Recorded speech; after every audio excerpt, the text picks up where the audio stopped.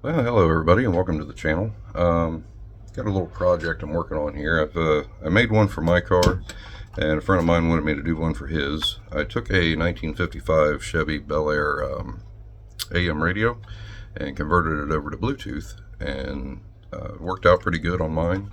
See, from the front, it's still, tuner knob works, but on the inside, there's a Bluetooth receiver now. And then I made a bracket for the rock light attachment so that it can change color and light up and all that happy stuff. Before I get started with the video, I would like to mention that I am not an electrician, and I don't really know if any of the tubes or the capacitors or transistors or whatever stuff is inside of these old radios could possibly carry any kind of a voltage. So you might want to do a little bit of research on that first before you start poking around in there with your fingers. Done 3 of them now, but like I said, I don't really know for sure. Might have just gotten lucky 3 times.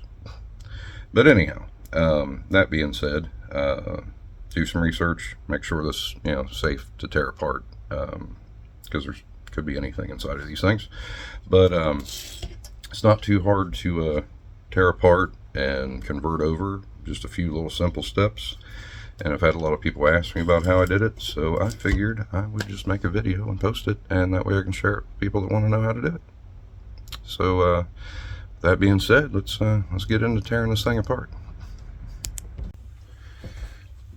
Okay, so the first thing you want to do is 1/4 inch nut driver, socket, whatever you feel like using. Take all these screws out that you can see on the outside.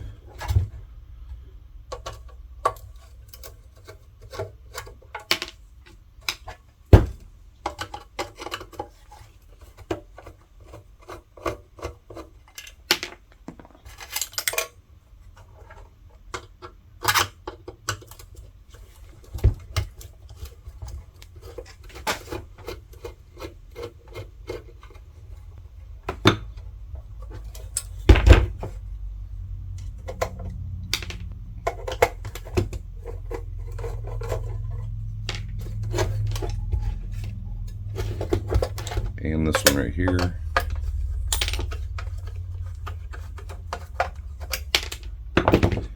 And then take these cutters and get rid of all these wires, because we don't need any of that stuff.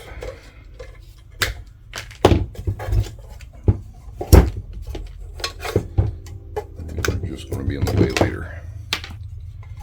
Alright, now this back piece, once you've taken that screw out, that screw out right there, take a screwdriver, and there's these little tabs. So I can get a closer view on that. That little thing right there. You have to lift this up over top of it and pry it back.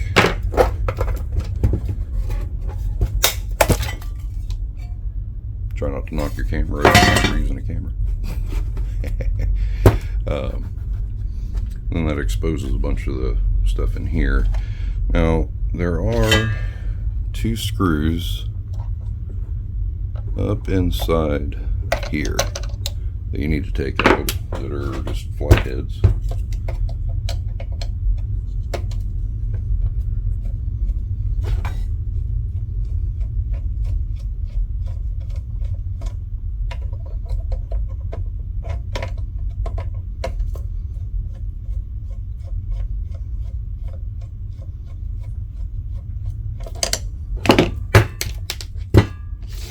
Important. Alright, and I missed another screw here.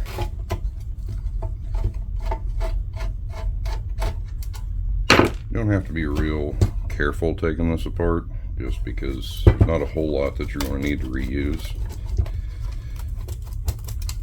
And I almost forgot, these nuts right here, you got to take those off. I believe it's a 1/2 inch. Oh no, that was not a 1/2 inch. 5/8.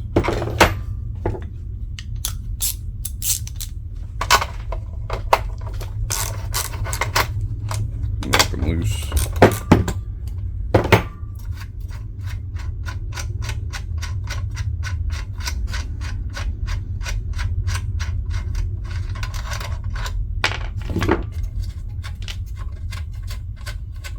Save those. You are going to need these again.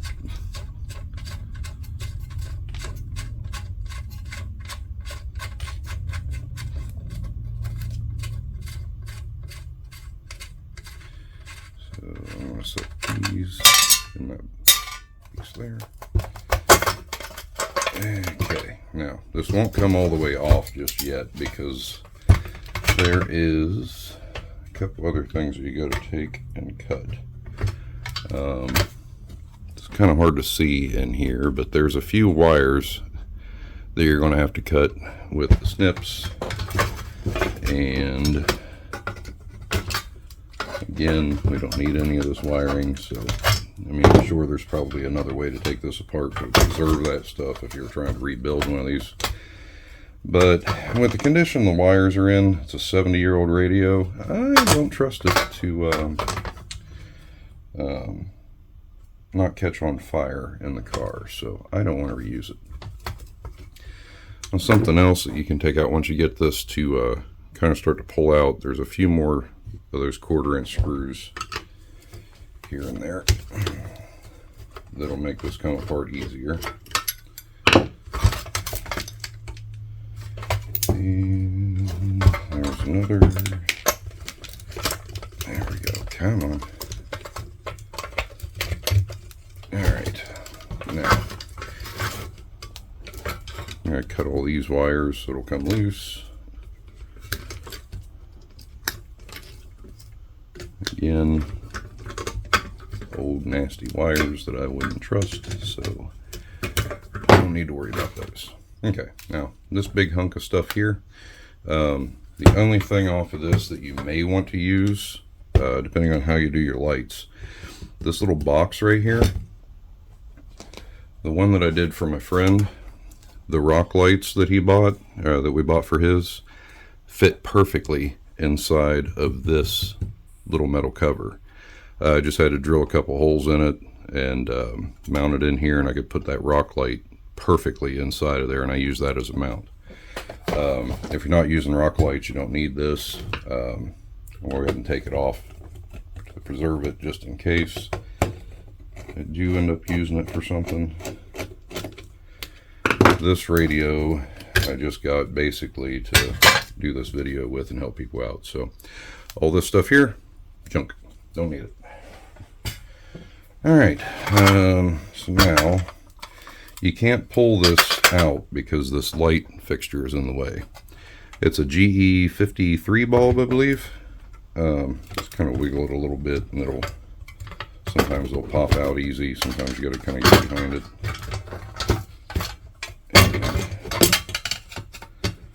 There we go. Now if you want to wire your light, you could get a replacement one of these little things for a GE 53 bulb. You know, with the spring and everything, and because I wouldn't trust this wire, of course, you know, again, 70-year-old wiring, I wouldn't trust it. But you can use this housing and get a new, you know, get that part new. So I'm going to put that in here and save it just in case I do decide to. I'm not exactly sure what I want to do with the wiring on this one just yet. Alright, so now this piece comes off. So you can see this one turns the dial. It's on a little wire in there that slides it back and forth. I wanted to keep that working on mine.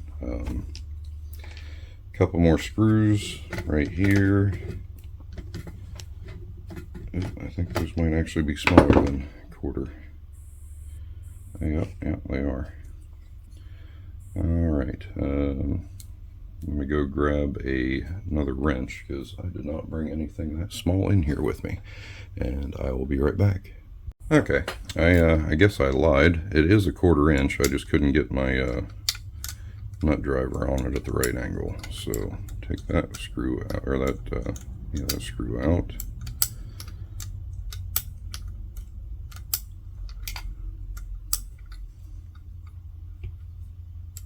Just can't get your fingers in there to turn it.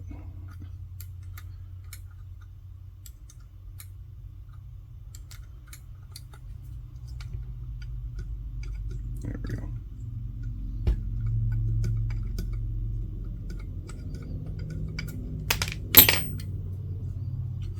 And there's another one right here.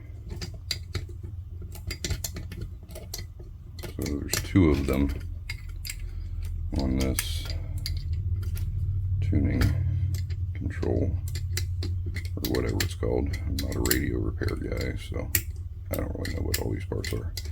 And there's all kinds of tubes and wires and resistors and capacitors and all that happy crap, but we don't need any of that.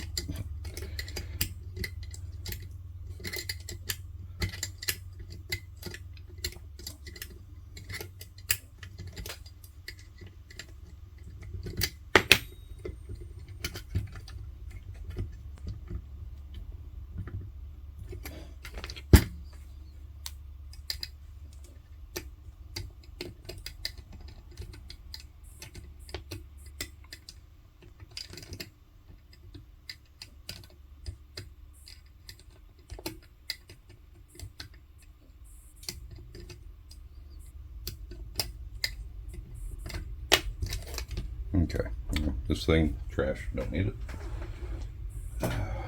Now, just to keep it from making noise later on, these little things here that go in and out to tune in the radio stations, you can just unscrew these out.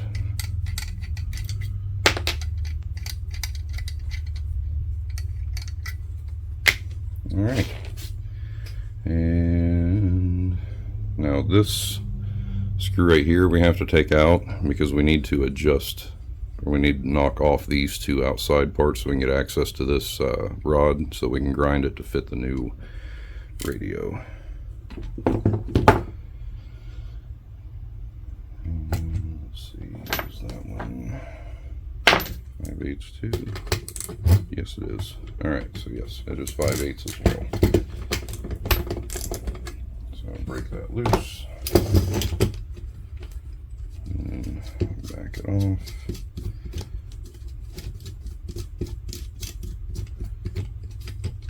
Again, this is something, of course this nut is something that you need to keep because we're putting this threaded piece back on so that we can mount it back in the dash. So put that in there. And again, there's some ground wires and stuff that you'll have to cut and stuff to get this piece out. Oh, maybe not. Oh, yes there is. It's on the back side. I didn't see it. Right there. There's another ground wire. So, okay, so there's that. We are going to need this. I'm going to cut this flush a little bit here. And I'm going to set that to the side for a minute. Now, these two screws right here are holding this plate on. In order to make this serviceable in case this $15 Bluetooth receiver ever goes bad, I like to mount them to this plate so that if it would go bad, and I can unbolt it and replace it without a lot of hassle. And again, 1/4 inch. Take these ones loose. I'm going to save these screws because we're going to need those two. And this has got a wire on it. And cut that off of there to get it out of the way because you want this to be as flat as possible when you reuse it. So I'm going to cut this whole tab off of here.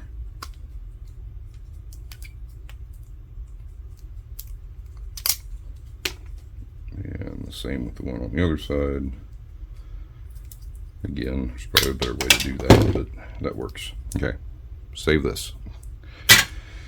All right, now for this thing. What I did with mine is I just started cutting all this stuff off. Even these plates right here, we don't need this. So once I get the wires out of the way, then I'll trim those off and cut this capacitor, resistor, whatever it is off of it, because again, I'm not an electrician, I don't know what this stuff is, but we don't need it, so it doesn't matter if I know what it is.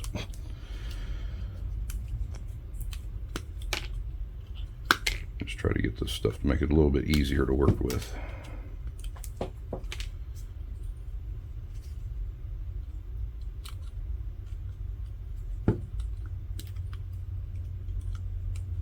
Okay, now, yeah, all trash.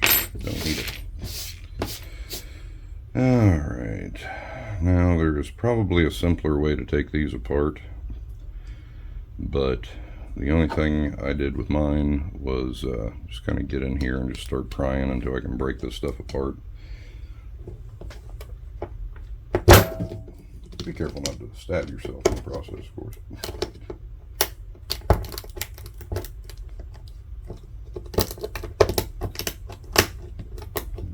Got any pent up irritations or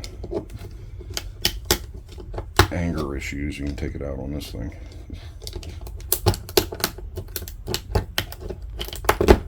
There we go. Alright, so that is partway there. Let me get all this little spacers and clips and stuff out of the way, because we don't need any of that.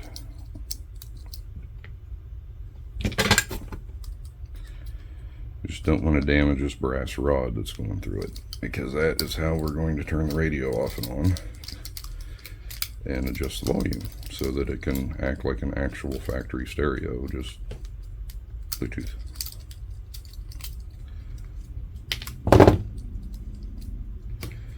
And we don't need this plate,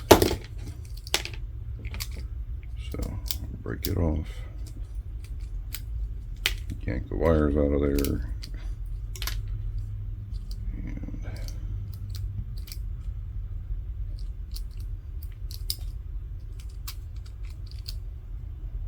there we go. Now this plate here needs to come off. Try not to stab yourself. Okay. And at this point, this whole rod will come out. And try to see if I can get this to bend and break off of there. There we go. Alright. Now, once you get this rod out, you'll notice there's a little clip right here. We need to make sure that stays on there. This is too thick to go into the new radio, and it's not deep enough, so what we'll have to do is take a file or an angle grinder, which is what I usually use, and grind this into like a really flat screwdriver looking kind of tip,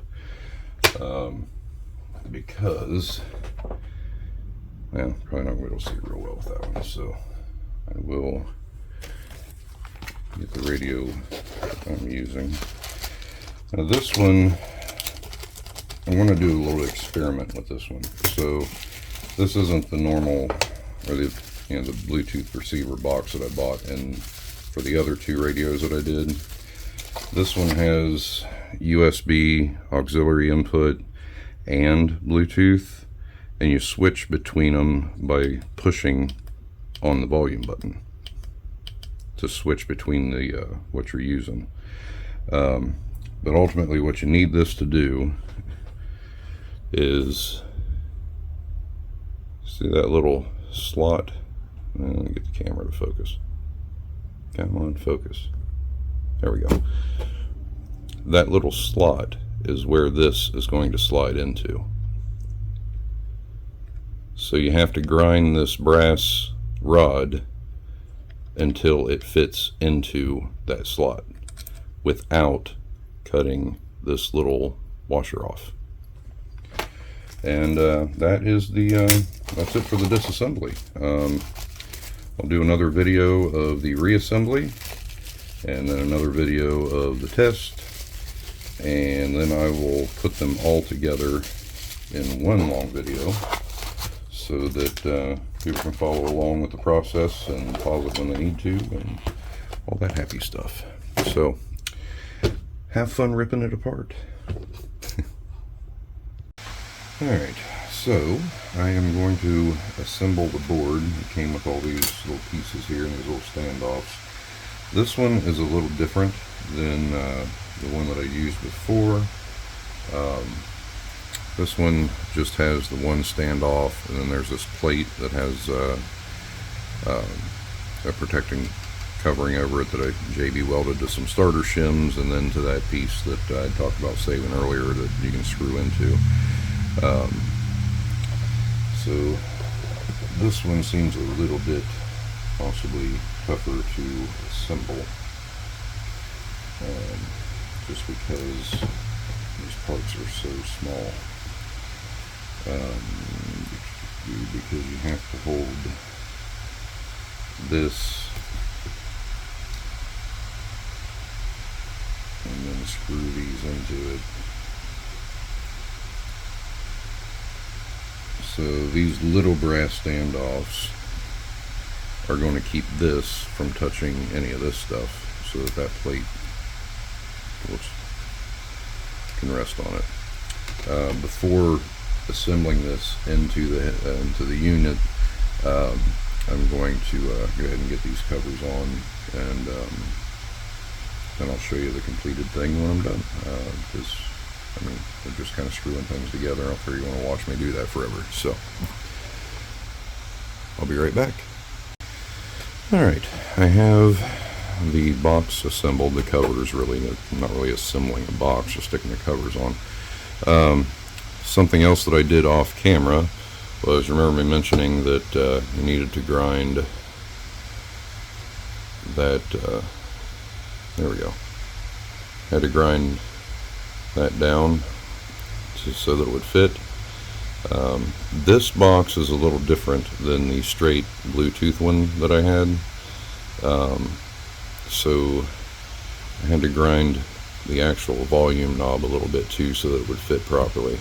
Also, this one, since it has 3 settings, Bluetooth, USB, and auxiliary input, you push in on the volume button to switch between the modes. So I'm going to try to see if I can get that to work in this radio. If it doesn't, then I'll just have to get one of the other Bluetooth receivers and do it that way. It's part of the reason why I waited to do this with a third extra radio, in case it doesn't work. Me and Buddy will still have Bluetooth radios. Alright, so that section, or that piece that I had mentioned before that we needed to save, this goes in this direction, and that's what protrudes through the front of the radio for the mount. I think there's enough movement in this to operate that push button, but if not, like I said, if you're just using the regular Bluetooth one only, it shouldn't be an issue for you. And then it will need to be mounted like this inside of the case so that this will line up. And it will also need to be shimmed this direction to line up properly, which is where this plate that we saved earlier will come in handy. And we'll also need to use some other either starter shims or some other piece of metal we have laying around that we could kind of JB weld to this to stand this off so that everything's lined up properly. So I'll go ahead and put this back in. Actually, I'm going to take that out.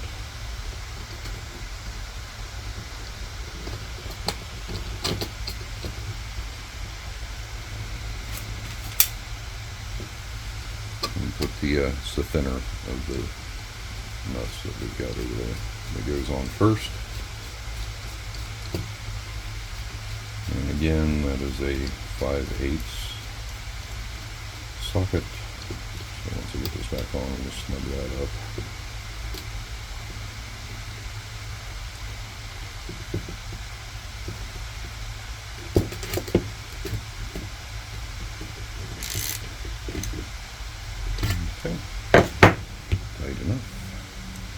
this will slide in from the back. The reason I had mentioned that you had to make sure that this little washer doesn't come off is that was what will keep this whole rod from coming out of the front of the radio. If you go to pull the knobs off to take the radio off the dash, this whole thing would just come sliding out. And a little plate there that we don't need, just a piece of paper. Alright, now let's see, find the 2 1/4-inch nuts that we saved earlier. Of course, I mixed them with everything else that I saved, so I don't remember which ones they were.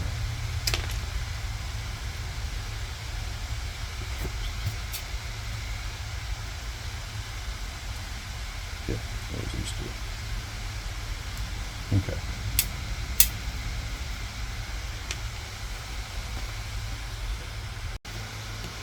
Okay, so let me get...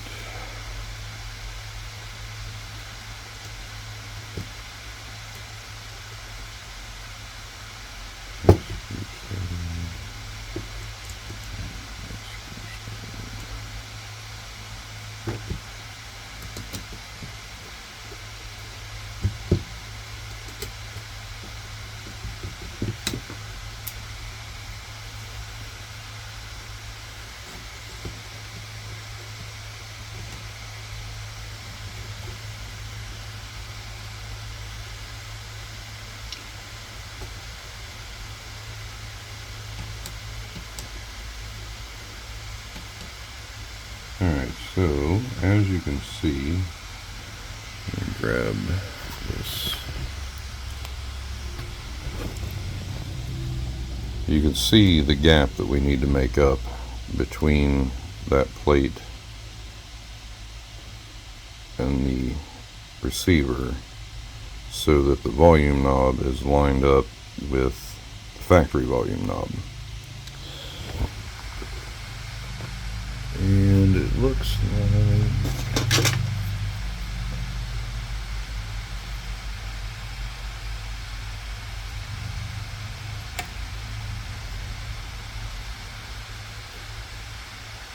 it's about 1/4 inch, roughly. I'm sure that'll probably vary on whether or not this is bent for your radio, so don't hold me to that. 1/4 inch piece.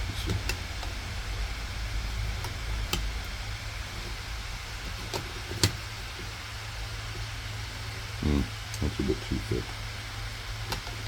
Remember, that's 1/4 inch.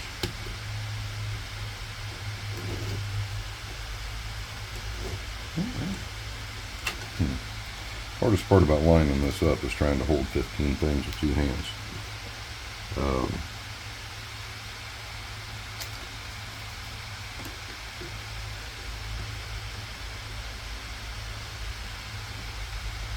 Doesn't quite seem to be enough. So I'm going to play around with this for a minute, figure out how many shims I need and where they need to be placed, and then I will show you what I have to do to make this work. I'll be right back. Okay, I'm back. I found a shim that was about the right size, and I bent this in a little bit, so now that it's where it's supposed to be, and this is attached, I'll screw this back onto here, and then I will JB weld that onto here, so that it kind of goes on like so. Now, when you're doing this part, I'm not going to make you guys watch me hold this in place until the JB weld gets in place, sets up, I mean.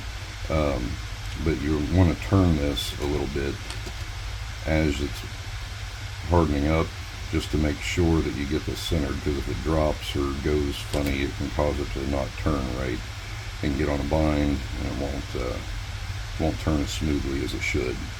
Of course, if you took the time to go to a machine shop and have this perfectly ground and flat and that perfectly ground and neat, and then, you know, but man, I'm not doing all that.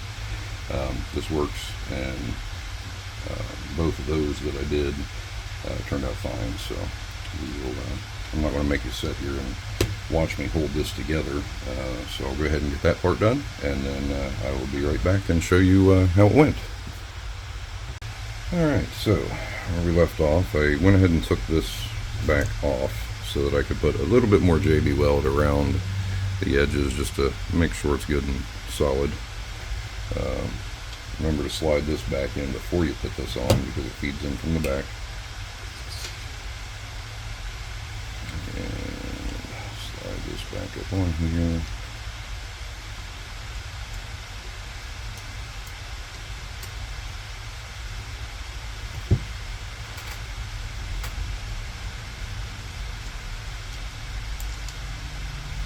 I do recommend using a fast setting JB Weld. First one that I did for my 55, I used the panel bond adhesive that I use to like glue sheet metal panels onto cars, and I didn't notice that stuff takes 90 minutes to set up. So yeah, that was a fun 90 minutes. Alright, now the other issue that I may have, it does seem to be clicking the switch to change settings on this okay. The treble and the bass controls on this style, once I get this thing together, I'm going to have to reach in from the side to do it. I don't really know how you could make this work in the car. I'd probably just have to either leave them both wide open or set them both in the dead center and then just kind of deal with whatever it does. It's part of the reason why I wasn't real sure if I wanted to use this one or not, because that one doesn't have a bass and treble, it's just on. And it's not quite as tall.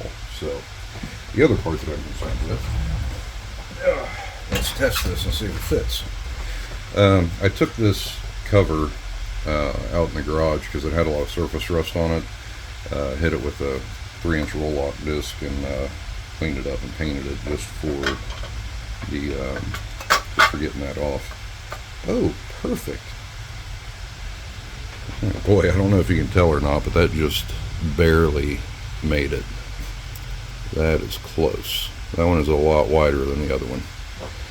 Alright, so now I need to put the other nuts back on this. I like to do that before I wire it. Just don't really know why. You wouldn't have to even wire it with it off, but just think it'd be a little bit easier to deal with it together. So put those nuts back on.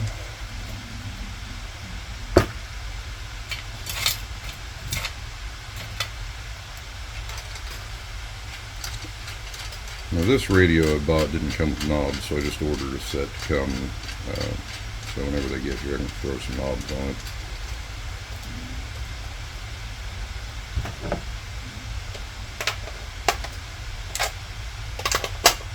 You don't really need to paint this because it's all hidden behind the dash. You only see this chrome part, which I still need to polish up and clean.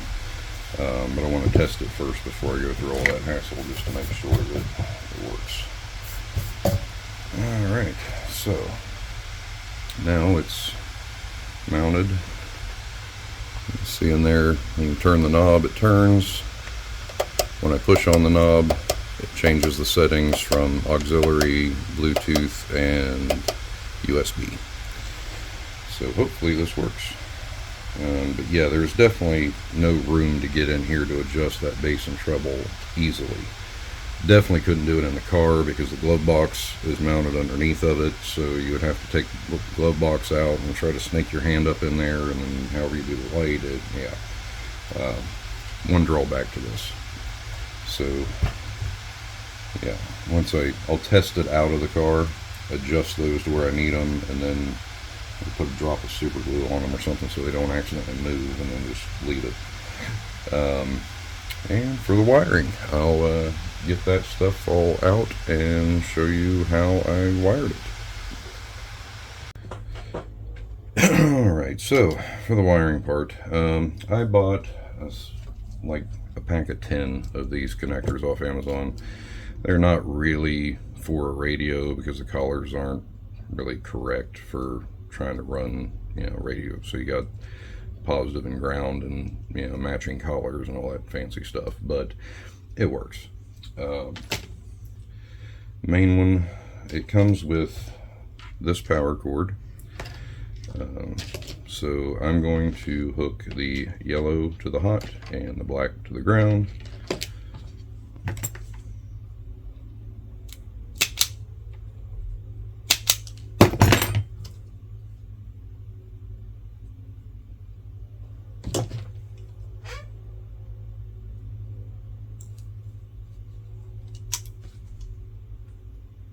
And I mean, if you want to solder stuff together, if you're that kind of a person, it would be better. But these solderless connectors work just fine.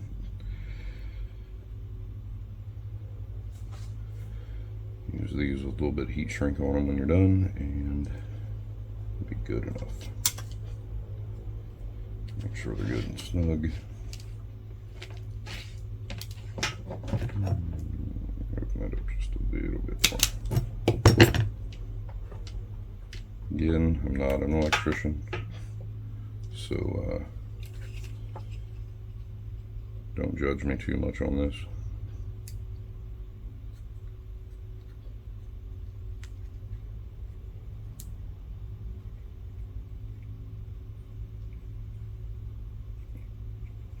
Actually, it's a little bit too.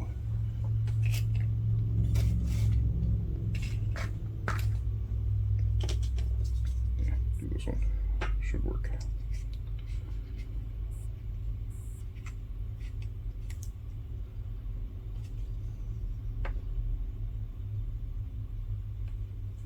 I'm sure there's some car audio people out there just cringing at what I'm doing right now, because I'm sure this isn't exactly the correct way to do it. But you know what? It works. And that's all that matters.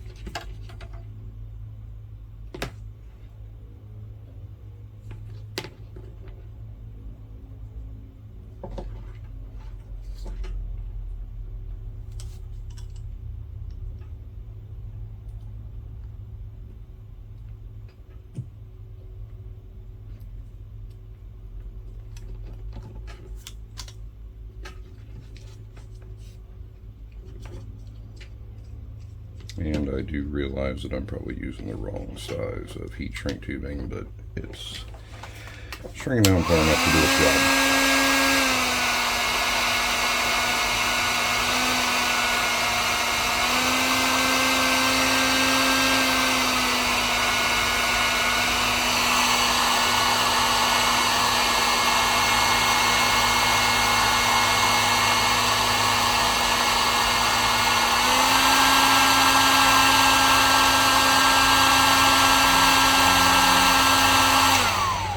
Could just get the connectors that have the heat shrink built into them, but the ones I have are the wrong size. So, all right, and then yeah, that just kind of plugs in right there.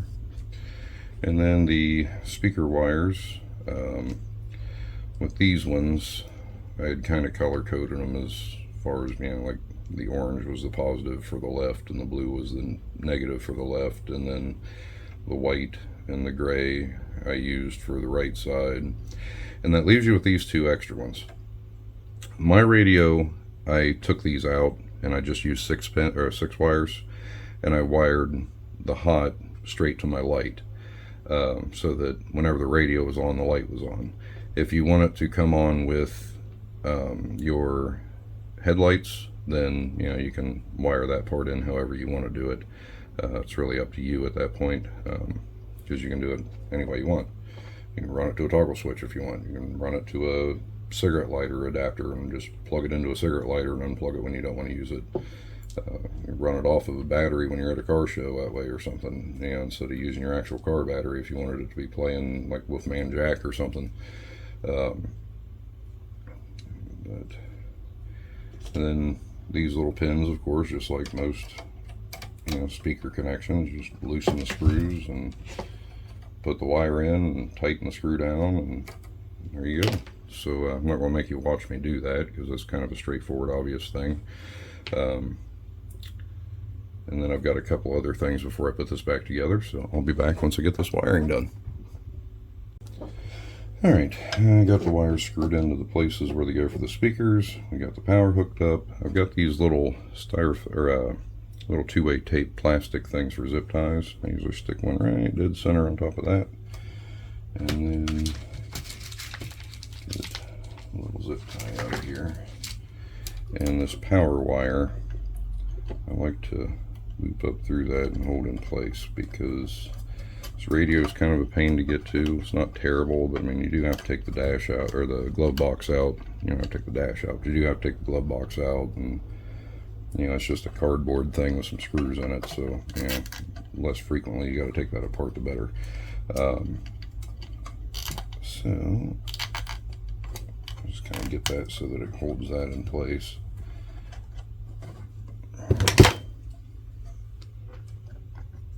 And then take the speaker wires, move these light wires out of the way for the time being, because if I decide not to use this plug for it, I'm gonna have to I'm gonna have to use it for something, so I'll just go ahead and zip tie these together in a group. If you want to get fancy, you could do other stuff with it and put the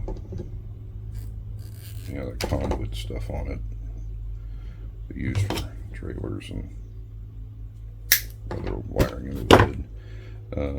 Again, the red and the green here is what I usually use for the lights. And if you want to use that other one, you can do that. If you want to use the rock light setup, you can do that. Again, with this one, that one piece that we saved when we took the radio apart, I drilled a couple holes in the top and drilled 3 holes in the back, put a grommet in it, and mounted the rock light inside of there, and then we're going to wire that to the headlight switch on that radio. But that's pretty much it. This one, since it does have USB and aux input, I figure what I'll do is I'll get one of the auxiliary cable extensions and a USB extension. I can run those down into the glove box and mount them inside of there. But other than that, I mean, that's essentially it. Then you just wire this end into the car like you're wiring any other radio plug in, and you're done. So yeah, hope you enjoyed the video. And again, like I said, I'm not an expert audio electrician for sure. So when you're tearing this old radio apart with all these tubes and capacitors and stuff, I would be kind of careful what you're touching. Do some research. I don't know if any of that stuff could still carry a little bit of voltage in it. I mean, these radios are 70 years old. I don't think they would, but again, I'm no electrician. This is just kind of informative to show you guys a little science experiment that I kind of was doing with the radio to convert it and still use it and make it take something that was kind of useless and make something useful out of it. I hope you enjoyed it, and have a good day. Alright, I got the wires screwed into the places where they go for the speakers. We got the power hooked up. I've got these little little two-way tape plastic things for zip ties. I usually stick one right dead center on top of that, and then get a little zip tie out of here. And this power wire, I like to loop up through that and hold in place because this radio is kind of a pain to get to. It's not terrible, but I mean, you do have to take the dash out, or the glove box out. You don't have to take the dash out, but you do have to take the glove box out, and it's just a cardboard thing with some screws in it, so less frequently you got to take that apart, the better. So just kind of get that so that it holds that in place.